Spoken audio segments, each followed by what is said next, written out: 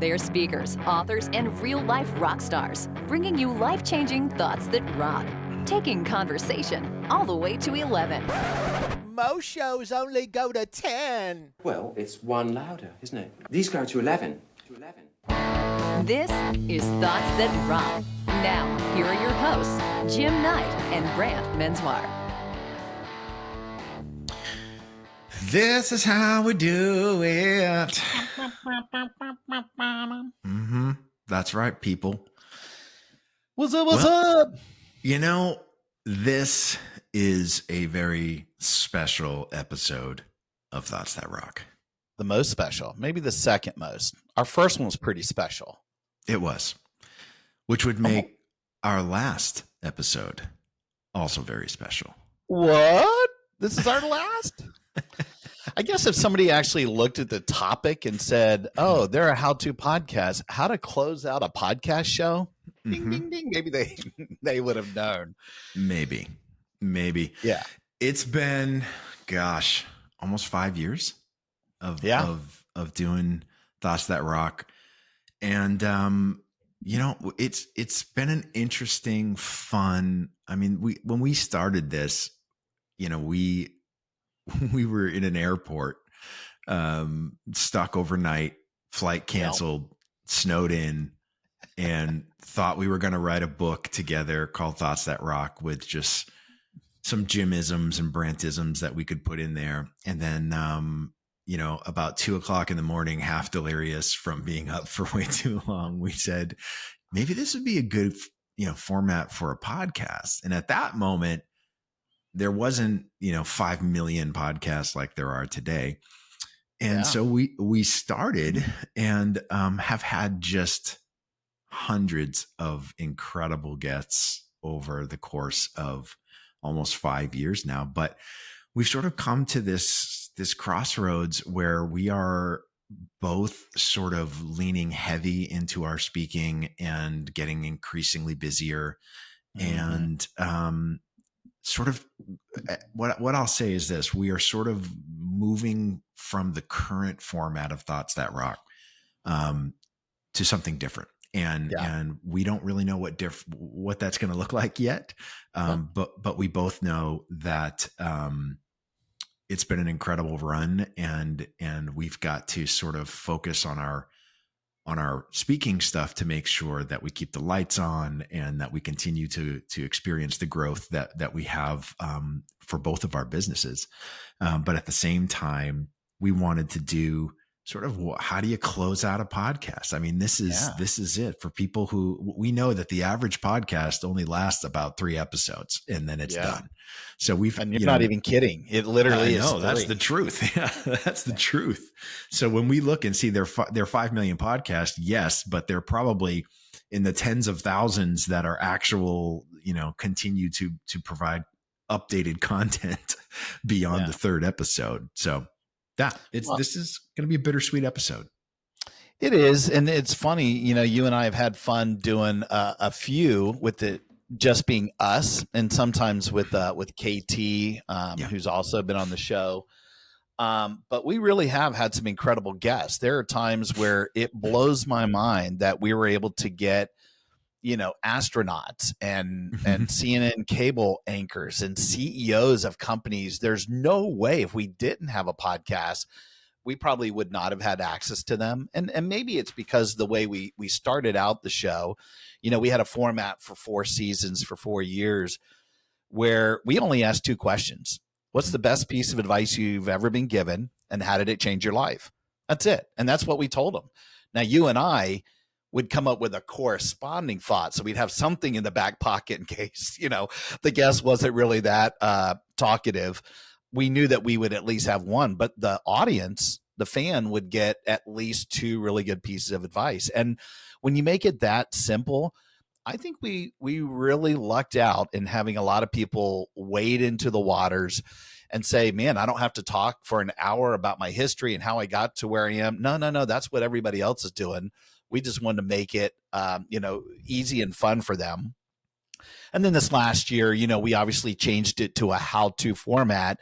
And I think to your credit, you may have told me that. You said, let's do something that would help solve some issues and problems for people out there. And to be quite honest, that was also coming out of the COVID space. And when you say 5 million podcasts, you're not even joking. I guess if somebody were to Google right now, that's about how many are out there, unique shows. When we started, there were only 250,000. COVID came and people were like, I don't know, you want to start a podcast? And they came out of the woodwork.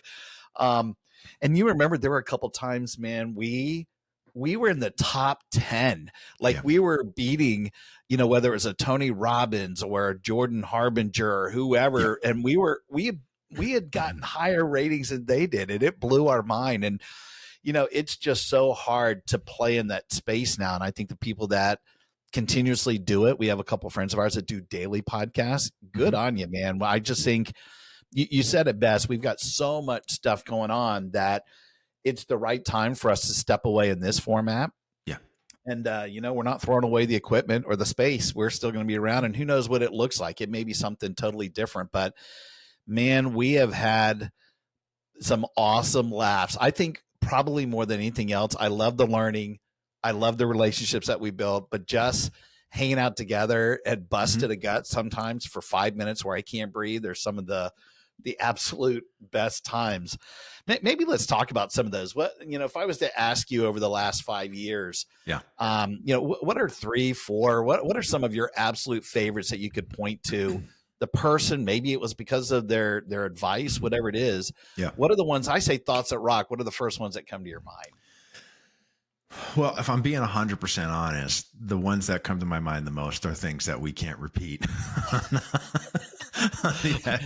Listen, some of the stuff that happened either before or after we did an interview were legendary. Some of the stuff that we even maybe did on air but never made it to the actual podcast itself those are recorded. No one will ever hear those. That's all up there. Those are the ones that I think about the most. But for the ones that made it to the air, I would say the 3 that sort of stand out for me. Steve Cochran with Giant. I've said this for years. And it's mostly because he's a guy's guy. He's one of our, he's like us, he has no problem sort of giving shit back to you and challenging you. And that was just his sort of modality of what he was teaching in the methodology of how they do what they do. And, the gears concept and which gear are you in and all that sort of stuff. Brilliant. It was really brilliant, very engaging, very funny. He stomped on you. He stomped on you for not taking any vacations. But that is, the athlete in me loves that. I love the trash talking that happens is part of the game. So that one was one for me. The second is sort of a tie between the first anniversary episode, and the Christmas episode. Oh man, I think it was our first. You got to explain what was going on in those two. Our first anniversary episode, we had an idea that we really wanted to have some celebrities on the show, but we didn't really know any. So we thought, let's use Cameo to sneakily get them to, wish us a happy first anniversary. They didn't know if we were a couple or what was happening. Right. But we had, who were some of we had so many. We had a bunch. So I know right off the top of my head, we had Jonathan O'Hurley, who is Mr. Peterman in Seinfeld. His was so good. And again, and you said it best. We had to have KT ask them to wish us a happy anniversary. Yes. Yeah. People thought that we were a couple. And then I think some of them realized that we were a podcast, but they went with it because it's actually a different, it's a different dollar amount if you're doing a brand or a business or like show. So we were trying to do it on the cheapy cheap. The Gilbert Godfrey was on there. He figured it out, which was hilarious. He, rest his soul. Yes. He had Brooke Burke and Jennifer Love Hewitt. Hello. That was Come fun. On. We had the most interesting man in the world. The guy from the Dos Equis commercial. He was great.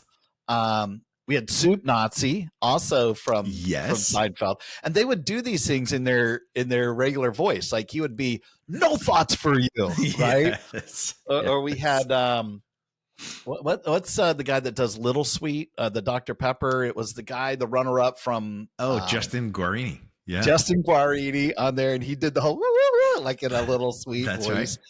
We had Lorenzo Lamas. That's right. High pitch Eric, right? We had high pitch Eric from Howard Stern show. Yeah, but remember Lorenzo Lamas, like, honestly, it looked like he was in a truck, and he's got a DHL, he's wearing a DHL tracksuit. I think he was working for DHL delivering packages, and he pulled off on the side of the road. did his thoughts. We had Sir Mix-a-Lot, Melissa Etheridge. And the reason these cameos are videos, this is what's so great about it. That was our very first video-based podcast. Yes. And because it took an hour and a half, if I remember, we did this at your house. Yes. And KT was there, and you and I were talking, and then there'd be this knock on the door. We'd be like, what? We turn and show the cameo. We still have it on YouTube, and if you get a chance to watch it, it's uncomfortable and hilarious at the same time. That's a great one. Yeah. I love that. What happened on the Christmas show? What was so unique about that? The Christmas show. So what I remember about the Christmas show was I went off on Jordan Harbinger. Yes. Yeah. And it never made it to air. We still have it recorded though. Listen, we have a history, Jim and I, and Jordan Harbinger. I promise, has no clue who we are or what we're about. But there is a history that is a very funny, sort of sordid history that got us into a particular phrase that we have used for years now behind the scenes that I'm not going to say on the air. No. But this particular phrase has been adopted by friends, by other organizations. And it all there's a subculture out there. Yes, it all has its roots in this sort of tussle with Jordan Harbinger that I promise you he has no idea about any of this. But we took offense to it. I took offense to it. And all I remember on the Christmas show is it was like 5 minutes of me not breathing and just letting it go. Good. And after I finished, there was dead silent, and Jim just goes, "Well, we can't use any of that." No. But I kept that recording. We may play that amongst our friends at some point. So there are for true fans of the show. Yeah. You know how Seinfeld, in every episode, there's Superman, right? There's either a statue or a symbol. There's a Superman symbol. For those of you who are uber fans of the show and some of the insiders that know this story, there is, for the last 2 years, maybe, there is a hidden thing about this. A hidden element. That's right. And listen, before you get to maybe a couple of your others, one thing we should mention, the first 4 seasons that we did, there were 2 things at the very beginning of the show, which took me a little bit of convincing, because this was when we were really going, we've got to make it edutaining. There's got to be some fun. And I was probably more like, man, this needs to be a serious podcast. And we did 2 things. We did some very bad karaoke. Yes. And almost every one of those, maybe every once in a while, we actually sang a really good song at the very beginning and then found out this sucks. We need to have fun. Yes. And I even put together a bad karaoke episode. Like, it's 45 minutes of just the beginnings. And all you can do is to sit there and either cringe or laugh for 45 minutes. But the other thing that we did in those first 4 seasons is we had the realization that people were not just sitting there listening to the podcast. They were probably doing something else. Yes. And so I would come up with what we just called internally the 3 things. And I would say something like, listen, you're probably listening to the podcast, but you could be doing something else. You could be painting the fence. Maybe you're catching a rat, or maybe you're exercising on the treadmill. Yeah. But every single episode for 4 years, all 3 of them were different. Yep. We never, ever repeated them. And I never told you what they were in advance. Correct. So you would have to respond to it with some sort of either sound effect, or if it put you in the ditch or we were both laughing, that's 5 minutes of the show right there. And so I think probably we had gone off the deep end for probably year number 4. This is probably why we had to come back and be like, it's time to serious this bad boy up a little bit for the 5th year. But man, we had so much fun in doing those things. That was sometimes some of the best part of my week, is just recording the first 5-6 minutes. I even remember we had a friend of ours who was on the show, and there's a big contingent of airmen. Airmen's the generic term for both male and female in the Air Force. But in Germany, Ramstein, that's the Air Force base. They said there's a group of them over there that listen to the show every week, and they dissect it and talk about the learnings. I was like, what? It's such a cool thing. But the guy goes, when you ask people what they think about the show, they would give me well, when you get past the first 5 or 6 minutes, it's actually pretty good. And we were like, that's the best part for us. But okay, I guess that probably helped us with our cleaning up the show. What were some of your other favorite shows that come to your mind? I've got a couple too, but I keep thinking they might be on your list.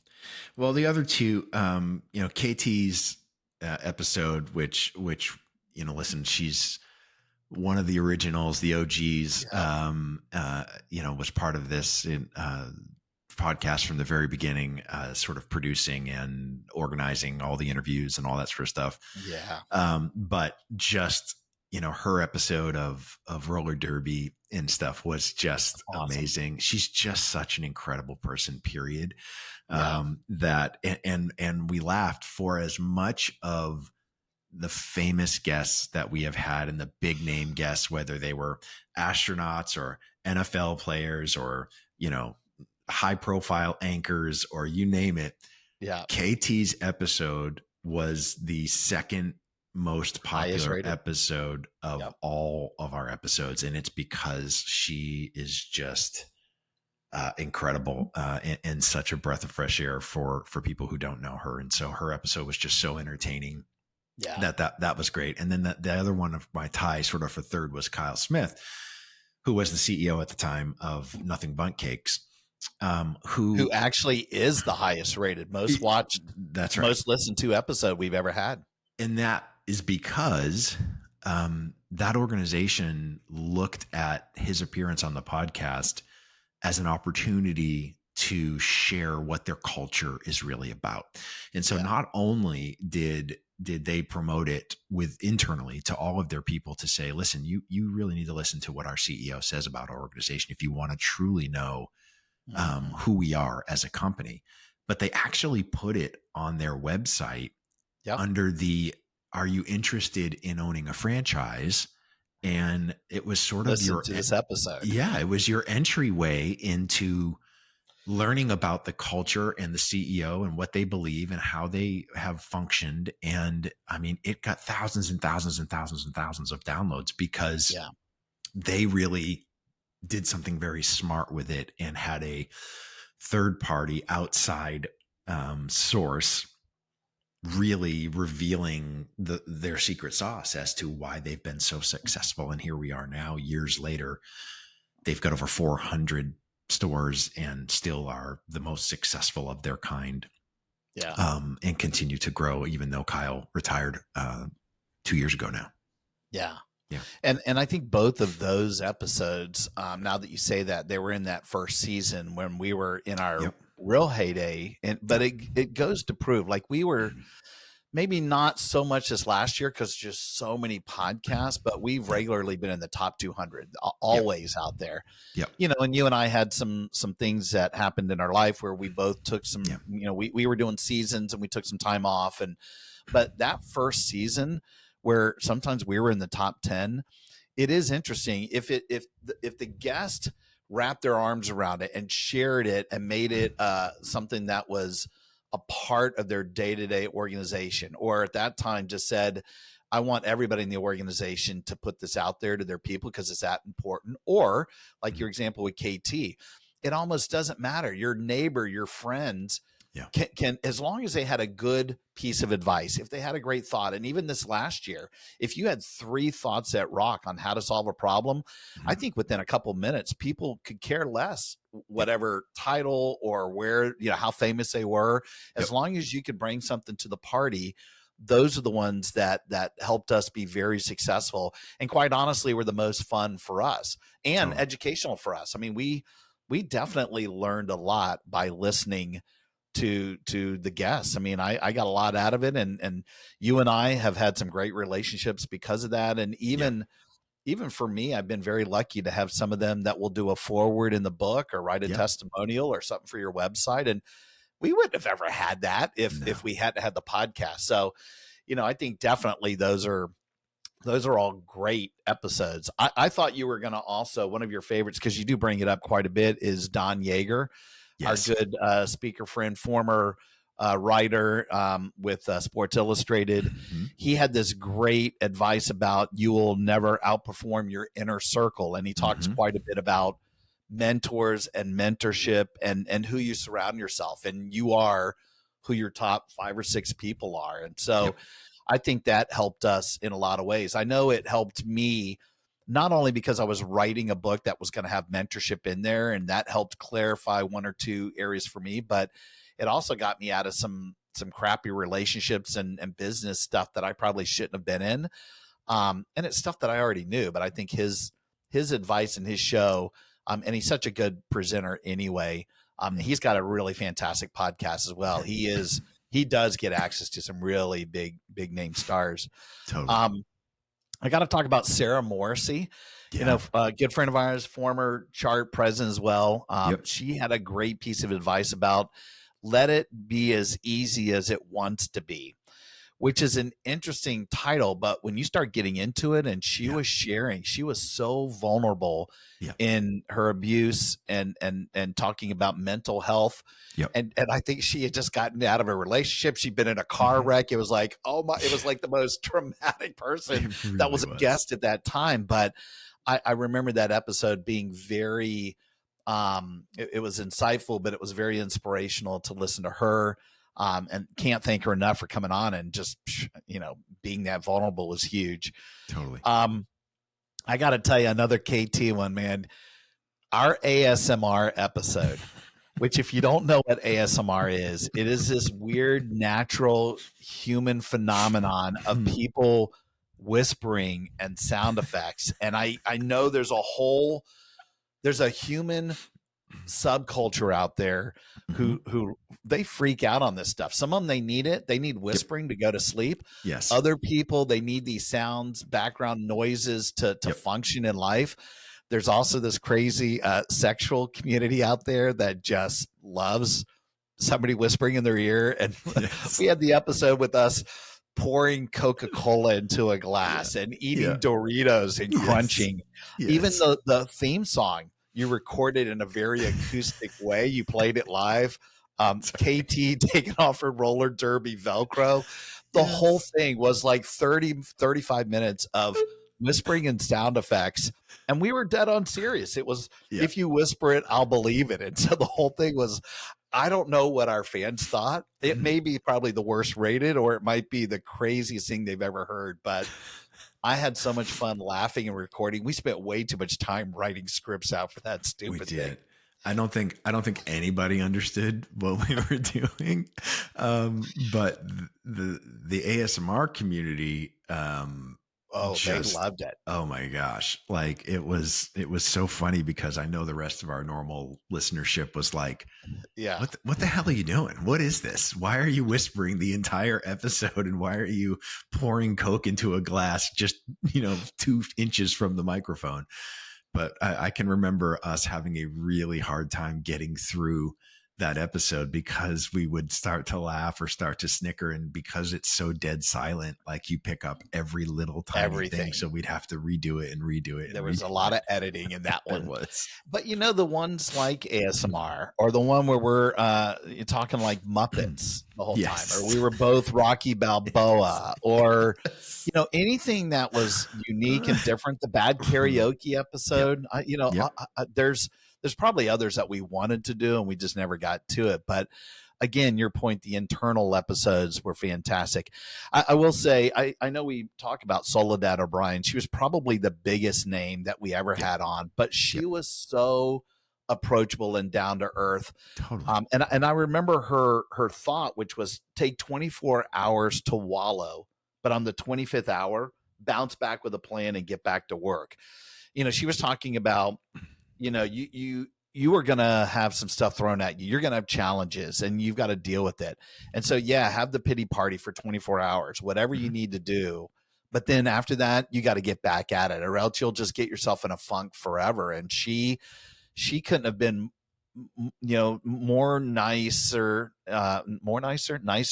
She could not have been nicer to us. And boy, it's and she wrote a testimony in my book and was open to doing whatever we needed at some point. So I remember that was really, really good. I remember you were laughing at me at the very beginning because I'm trying to explain to her how we're going to set up the podcast and what's going to happen on the recording. And you were like, Jim, she's an award-winning international journalist. She's probably got Emmys and Peabody Awards, and you're explaining some of the technical things. I had to keep myself in check.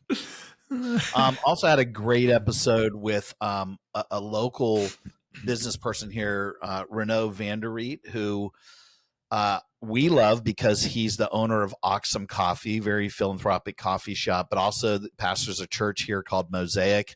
And what we learned from that, it was a faith-based episode, but he took it from a business standpoint. It was really about more of a practical approach to living a great life, and doing that well. And we learned that is one of the fastest growing churches in the U.S., and they are really focused on adoption. And he personally, I can't remember the exact number. He's got like 7-8 kids, and 4 of them, I think, are adopted.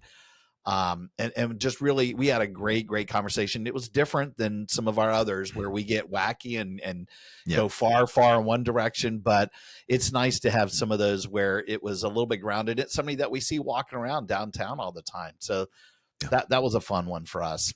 And then maybe most recently, there's a couple in season 5, but I'll just point out Ross Bernstein because he's in our field.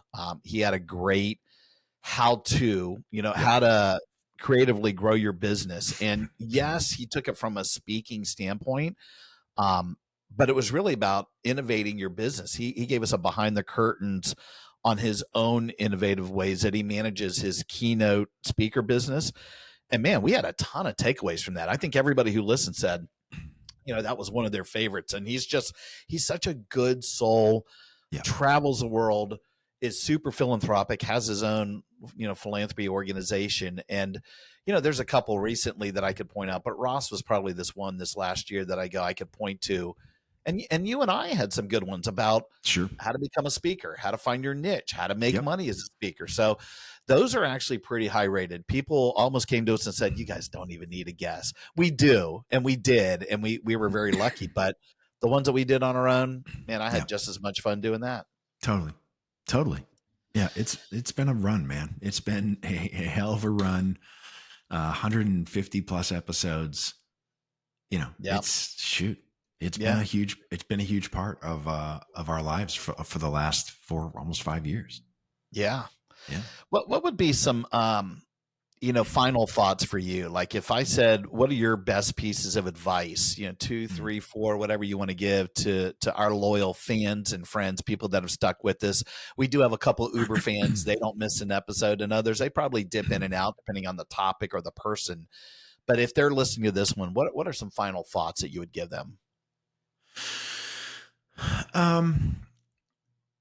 Funny enough, I don't look at we've had so much advice given over the last few years. But maybe yours, like if I said, what is a Brantism, what would be a moniker that you could say, here's a great piece of advice? Not so much what other people have given us. Well, interesting enough, we, just before we recorded this, we recorded our sort of the last of our guests episodes with Donna Herbal. And she was talking about hope-based leadership. Right. And she's got a book coming out. And I think that's the single piece for me is people understanding the power of hope like it is. She says something in the episode that really resonated with me. She says that oftentimes, we were joking that hope is a 4-letter word when you work with corporate clients, and they don't really, how do you measure KPIs against hope? And when she said people say hope isn't a strategy, she says thank God, because most strategies fail. Yeah. And the truth is, you can work with dozens of different strategies to try to achieve your goals. But if there's no hope, strategy doesn't matter. And that's really, probably, if I think about it, the best advice that we could give after this many years is that you can slice an apple as many ways as you want to. But without hope, what's the point? And that's, I think that's at the center of what we have tried to do. Is give people hope, whether that's in trying to find that piece of advice to lift them out of the hole that they might be in at the moment, or this last season with the how-tos of giving them some real strategy as to, people just don't know what to do. So some people just need to be told what to do, and they can try it and see if it works. Sure. But, I look at it and go, I mean, this show has, sort of survived divorces for both of us, deaths in our families, with your dad and with Theo, depression, sort of a little bit for both of us, of dealing with those things and what that actually looks like. Yeah. So, I think I'm getting emotional.